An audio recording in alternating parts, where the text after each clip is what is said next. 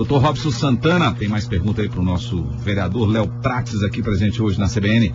Bom, vereador, uma outra pergunta que também as pessoas me perguntam muito, se tivesse a oportunidade para fazer o senhor, era sobre a questão da efetivação da cobrança, né? Porque a gente fala na reforma tributária do município de Salvador, mas a gente não vê, ou a gente não se percebe se a administração fazendária do município de Salvador vai ter condições de efetivar essa cobrança com o seu sistema de arrecadação e fiscalização, né? Não só a parte tecnológica, mas a parte humana também.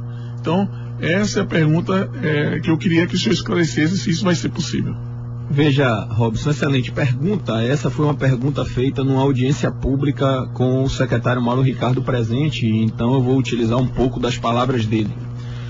Toda reforma requer um tempo para a implementação dela. Primeiro, você coloca muito bem uma implementação tecnológica, vai se precisar, por exemplo, a reforma cria o domicílio eletrônico do cidadão, né, que é opcional para as pessoas e obrigatório para as empresas, mas vai precisar de um tempo de maturação para poder se implementar isso, vai precisar de um tempo de transição, por isso que nós estamos correndo com a reforma na Câmara, porque ela não vai ser implementada de um dia para a noite. Por exemplo, ela cria uma companhia de desenvolvimento e mobilização de ativos da cidade de Salvador, né, que é a CEDENS, que é quem vai fazer a parceria público-privada e vai fazer a captação de recursos para o município de Salvador. Então, a reforma é muito execuível, será execuível, mas dentro de um tempo. Tudo é com o tempo, né? A Secretaria da Fazenda precisará de um tempo para se adequar a esses processos administrativos que são criados pela lei e pela reforma. Então, a gente precisa aí, terá um tempo, um deadline, que eu não sei especificar quanto tempo será, mas, eminentemente lógico, terá um tempo aí da aprovação na Câmara para a implementação ao próprio cidadão. Quem está na linha para fazer uma pergunta também para o vereador Léo Prates é o nosso companheiro aqui, Raul Monteiro, editor-chefe do Política Livre. Bom dia, Raul. Bom dia, Emerson. Bom dia, Alex. Bom dia, vereador Léo Prates. A minha pergunta, na verdade, Emerson, saber, na verdade, com o objetivo de saber um pouco sobre como é que anda essa articulação aí na Câmara para a aprovação da reforma. Tem surgido informações com alguma regularidade de que a articulação política do prefeito ACM teria conseguido o apoio aí da bancada de oposição, já teria conseguido o apoio da bancada de oposição, o que é considerado fundamental para que a reforma seja aprovada. Eu queria saber do vereador Léo Prates como é que anda isso, se procede essa informação. Olha, Emerson, não procede a informação de que nós tenhamos fechado com a bancada de oposição. Eu conversei na semana passada com o vereador Gilmar Santiago, eles vão se reunir, vão debater, mas eu volto a dizer, temos conversado sistematicamente, eu tenho feito pronunciamentos na Câmara de Vereadores, né, colocando que votar contra a reforma é votar contra a cidade de Salvador, por todos esses itens que nós estamos colocando. Não é justo quem paga impostos, Raul, pagar por quem deve. Então, queria também agradecer ao Raul Monteiro, né, um grande jornalista da Bahia e pessoa de mais profundo conhecimento e que acompanha a Câmara de Vereadores, mas nós temos a tranquilidade de botar para votar uma reforma que é boa para a cidade de Salvador. Então, volto a dizer e volto a repetir, quem é contra a reforma é contra a cidade de Salvador.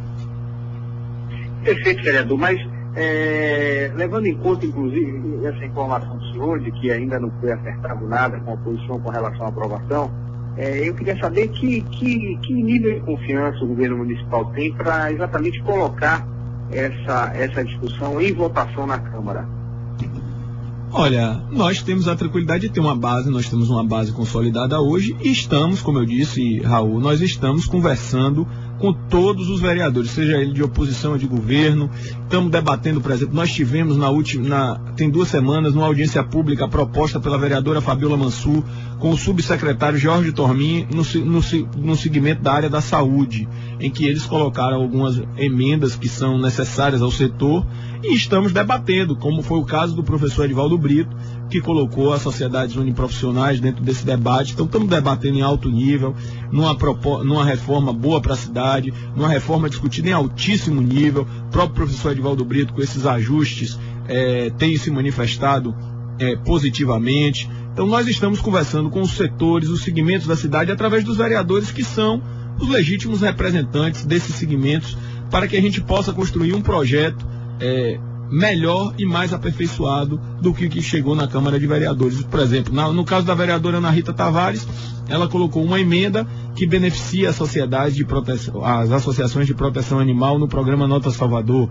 Então nós estamos debatendo vereador a vereador em alto nível daqueles segmentos que eles representam, buscando atingir a amplitude da cidade de Salvador. Então eu estou muito tranquilo quanto à aprovação dessa reforma, Raul. Eu acho que votar contra essa reforma, eu volto a dizer, eu quero ver um vereador dizer que é contra a renovação dos benefícios da Cidade Baixa e Península Itapajipana. Eu quero ver um vereador dizer que é contra o perdão das dívidas de quem deve até R$400. Eu quero ver um vereador dizer que é contra a parceria público-privada. Eu quero ver um vereador dizer que é contra o domicílio eletrônico, contra o programa Nota Salvador, que dá dinheiro ao cidadão. Quer dizer, essa reforma é uma reforma extremamente positiva. Eu estou muito tranquilo quanto às questões, e como o voto é aberto, o cidadão vai saber quem se posicionou contra ou a favor dele. Agora, vereador, uma votação recente que aconteceu na Câmara e chamou muita atenção disse respeito à questão das contas do prefeito João Henrique. Ele teve um número considerado muito significativo de votos, embora não tenha conseguido, na verdade, ter suas contas aprovadas pela Casa. Pelo fato do prefeito do ex-prefeito João Henrique ter demonstrado essa força na Câmara nesse período, que foi recente isso, inclusive, o senhor acredita que a articulação política do prefeito ACM Neto deve procurar o ex-prefeito para tentar ajudá-lo na aprovação da reforma? Raul, eu acredito que a articulação do prefeito ACM Neto tem que caminhar com suas próprias pernas, e tem buscado isso. Claro que conversando com todos os vereadores que são ligados ao ex-prefeito João Henrique, eu tenho conversado pessoalmente, o próprio Pedro Godinho, o secretário de Relações Institucionais. Agora, eu acho que cada um no seu cada qual. Eu acho que a articulação política do prefeito é quem deve procurar vereador por vereador, como nós estamos fazendo, até porque a comunicação é direta, o vereador está no trato da cidade e a prefeitura também. Como também temos conversado com os vereadores ligados ao governo do estado, vários vereadores nós temos conversado, temos debatido, temos procurado. Por exemplo, eu conversei com o vereador Henrique Carvalhal há 3 semanas, ele fez uma crítica ao projeto, que foi a questão da alienação de bens, achando que a alienação deveria se passar sempre pela Câmara de Vereadores. Fui conversar com o prefeito ACM Neto, ele topou essa emenda, nós fizemos, inclusive está sob nossa autoria, nós fizemos essa emenda, falando que qualquer tipo de alienação, isso se referindo ao caso da Companhia de Mobilização de Ativos, deverá passar pela Câmara de Vereadores. Perfeito, vereador. Muito obrigado, hein, vereador. Obrigado, Emerson. Obrigado, Alex. Obrigado, Raul. Um grande abraço. Valeu, Raul Monteiro. Um forte abraço para você, Alex. Vereador, eu estive ontem lá no CAB, na Stock Car, e como em outros anos passados, a gente vê um trabalho exemplar até da Transalvador, e o reaparecimento assim fantástico da Guarda Municipal que estava lá. Eu pergunto por quê. Você viu a Guarda Municipal? Vi.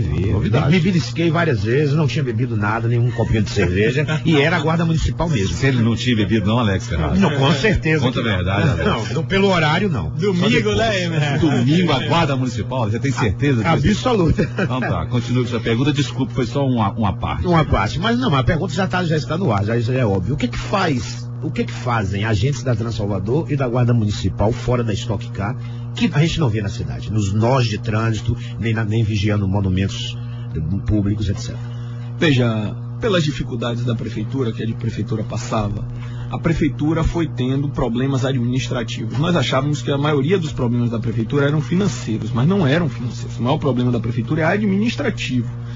Por exemplo, eu vi uma entrevista do Fabrício Miller, acho que foi no programa de Emerson da Bahia FM, falando que a Transalvador tinha 6 viaturas, hoje está com cerca de 25 viaturas. Então, esse é um dos motivos que você pode responder a sua pergunta. A questão da Guarda Municipal, a recuperação administrativa da cidade foi o principal desafio de ACM Neto durante esses 6 meses. Então, recuperar a estrutura física, mas recuperar os instrumentos. Por exemplo, eu vi Fabrício falando, volto a dizer, que estava sem bafômetro, aí teve que se comprar bafômetro. Então, essa recomposição administrativa da Prefeitura Municipal, sem fazer críticas a quem quer que seja, foi o principal desafio de ACM Neto, e eu tenho certeza que no segundo semestre a gente vai ver muito mais agentes, muito mais carros, muito mais efetivo da Guarda Municipal na rua. Já fico feliz em saber que a Guarda já está aos domingos se posicionando, trabalhando, cuidando do patrimônio público e cuidando das pessoas, porque no fim o que interessa à Prefeitura Municipal, e eu sempre digo, uma melhor arrecadação da Prefeitura é uma melhoria dos serviços públicos, né? A Semineto tem sonhos maiores para a vida dele, claro que não é no próximo ano, e precisa para isso ser um grande prefeito. Eu sempre digo que o projeto político do grupo que eu faço parte e deste vereador é fazer de ACM Neto e dar as condições da ACM Neto para ser o melhor prefeito do Brasil. CBN Salvador, a rádio que toca notícia, agora com novos transmissores, 91,3. Quem está na linha também para fazer uma pergunta para o vereador Léo Prates é o jornalista José Pacheco Maia Filho, que também é colunista aqui da rádio CBN. Pacheco Maia, bom dia, tudo bem, Pacheco? Bom dia, Emerson. Bom dia, vereador Léo Prates. Bom dia, meu amigo também, esse grande jornalista, o qual eu estou devendo, não esqueci. Eu ia te lembrar isso. Eu não esqueci, eu vou estar aí amanhã. E já está pronto aqui. Beleza. O CD para levar para você. Mas eu gostaria de falar aí com o vereador, perguntar sobre essa questão, já que ele está abordando essa questão da reforma tributária, tem um aspecto, não sei nem se ele falou, me perdoe até se eu repetir a pergunta, se essa pergunta já foi feita, porque eu comecei a ouvir agora, até uns 10 minutos, mas essa questão não foi abordada ainda. É sobre a questão da renegociação dos débitos fiscais. Eu tenho ouvido de muitos empresários amigos que estão sendo prejudicados pela própria queda da atividade econômica da cidade, né? Isso é indiscutível, que a cidade vem sofrendo uma queda de atividade econômica, principalmente na área de serviços, na própria economia da noite, do entretenimento, da atividade de entretenimento noturno. Você percebe que houve uma queda muito grande. Cidade que antes funcionava nos finais de semana, nos dias de atividade de entretenimento, até mais tarde, 3, 4 horas da manhã, hoje você vê a cidade já deserta a partir de 1 hora da manhã. E principalmente a questão turística na cidade, que certamente é indiscutível, houve uma queda bastante significativa na atividade econômica do turismo. Então tem muita gente endividada, né? Quando é que vai haver, já está prevista essa questão da renegociação dos débitos fiscais, e por que o atual secretário, já está adotando essa reclamação de alguns empresários que estão sofrendo isso, que estão em débito inadimplente, está suspendendo a emissão de nota fiscal para quem está já inadimplente, antes mesmo da renegociação dos débitos fiscais. Obrigado, Pacheco. Vereador.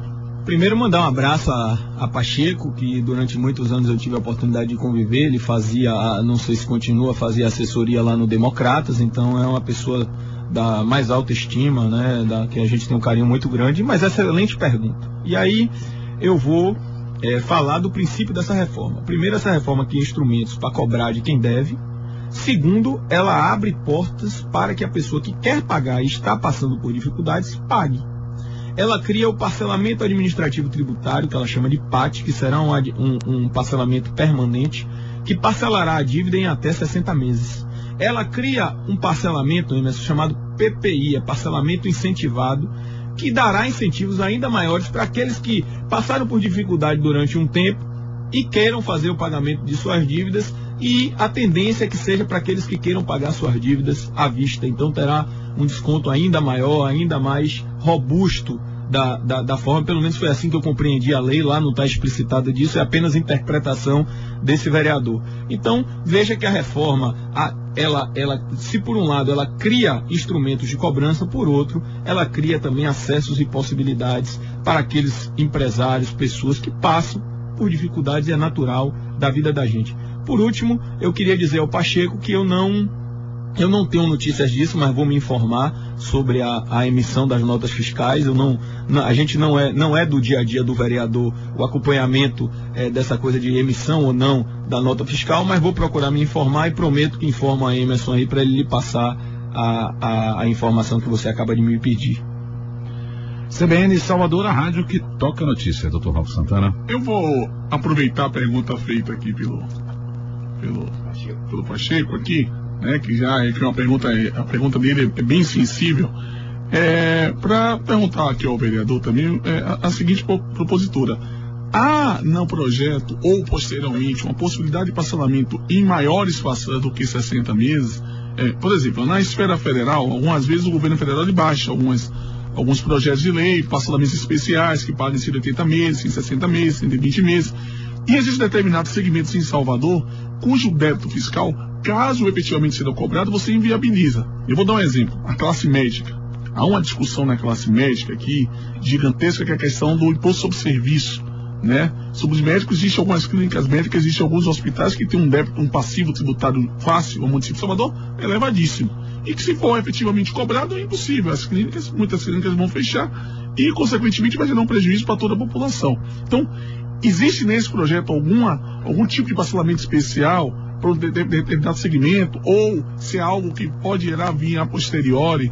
Essa dúvida, não só minha, que eu sei que muitas pessoas da classe, né, de contribuintes queriam fazer essa pergunta. Boa pergunta, Robson. Primeiro, sobre a questão da médica, a gente está debatendo justamente com o setor, através da vereadora Fabiola Mansur, né? O número não é grande, apesar de ser um setor que passa por dificuldades. O número que me chegou foi cerca de 200 clínicas em Salvador, então o número não é tão alto e representativo, por isso que nós estamos abrindo diálogo com esse segmento da área da saúde, né, porque saúde é uma coisa que traz benefícios para a população. Volto a dizer que a melhoria da arrecadação e o objetivo da prefeitura é melhorar o serviço público para a população. Quanto à questão, sempre há possibilidade. Existem dois mecanismos. O primeiro é a Secretaria da Fazenda, na hora que ela criou o parcelamento incentivado, ela regulará o parcelamento incentivado, ela pode criar um parcelamento ainda maior. O segundo é dela mandar um projeto criando um refis, e eu acho que todo secretário da Fazenda, Emerson, Alex e Robson, tem que ter um sentimento social também. Se eu pego e vejo que o número da inadimplência em Salvador vem crescendo ano a ano, é necessário que eu gere instrumentos para receber daquelas pessoas que estão realmente em dificuldade, né? Então, toda a prefeitura, todo o serviço público carece de uma dinâmica e de um acompanhamento social. O senhor ainda não estava aqui e eu disse que a Semineto tem que deixar 3 legados para a cidade. Um legado administrativo, que ele começa a deixar com essa reforma tributária, um legado social, porque é preciso cuidar do sucesso social também, e um legado de obras para a cidade de Salvador, né? Que aí eu destacaria a questão da mobilidade urbana. Então, é possível sim ter parcelamentos ainda maiores. Lembrando que hoje Salvador não tem um parcelamento tão extenso como a reforma cria definitivo, ou seja, ele não vai precisar esperar, como todo ano tinha refis, que é basicamente o que o senhor me pergunta. Ele terá, por exemplo, se ele chegar em junho, quiser regularizar a situação dele, ele terá lá o PAT guardadinho, já a certeza de que tem 60 meses para pagar. E olha, gente, nessa nova programação da CBN, o programa Ouvindo e Aprendendo está muito legal. Vale a pena conferir todos os dias, às 4h. Hoje, no Papo Cabeça, o convidado é o consagrado professor de História Zé Nilton Andrade. Lembrando que o programa é com o mestre Jorge Portugal, que vai contar a história da Grécia e o legado que até hoje influencia o mundo em que vivemos. No Encarando Todas, muito legal esse quadro, James Martins solta sua fera contra o analfabetismo funcional dos brasileiros. E no Português com Portugal, você vai aprender a diferença entre estar e estar. Hoje, às 4h, com Jorge Portugal, o CBN Ouvindo e Aprendendo. Olha, a gente conversou aqui com o vereador Léo Prates, do DEM. Quero agradecer a presença dele. Muito obrigado, vereador. Tenha uma boa semana, um bom dia. Muito obrigado, Emerson. Muito obrigado, Alex. Sempre à disposição. Quero aqui de público agradecer aí as críticas que o Dr. Robson nos trouxe, né? Eu pedi a ele deu uma entrevista a um grande jornal de circulação aqui da cidade, e eu pedi para estar com ele, e ele trouxe algumas críticas que resultaram aqui só de emendas deste vereador, Emerson. Nós apresentamos 15 emendas, né, ao projeto de reforma tributária, advinda desses debates que eu fiz com o Dr. Robson, com vários tributaristas e vários segmentos da sociedade. Então eu queria agradecer a ele de público, agradecer a vocês que trazem esse importante debate, já que a nossa expectativa é que próxima semana a gente possa votar essa importante reforma para a cidade. Uma última pergunta, vereador, o senhor acha que essa reforma pode ser votada ainda essa semana? Olha, Emerson, tudo é possível, depende do entendimento da casa, a gente está conversando com os vereadores da oposição, mas o mais certo é que seja votado na próxima semana. Obrigado, vereador. Dr. Rob Santana, bom dia. Obrigado. Bom dia, Emerson. Bom dia, Alex. Obrigado aqui pelas palavras do vereador Léo Prates, mas nós estamos aqui exatamente para tentar ajudar e compor, né, algo que seja bom para toda a sociedade. Um abraço, Dr. Robson, nosso colunista de Direito Tributário. Bom dia, Alex Ferraz. Bom dia, Emerson. Bom dia, ouvintes da CBN Salvador. Estaremos aqui de volta amanhã. Ouvintes da CBN Salvador, uma boa semana a todos. Às 4h30 eu estou de volta com o CBN segunda edição, junto com Gabriela Braga e também o Eider Mustafa. Na sequência tem o CBN Salvador Esportes.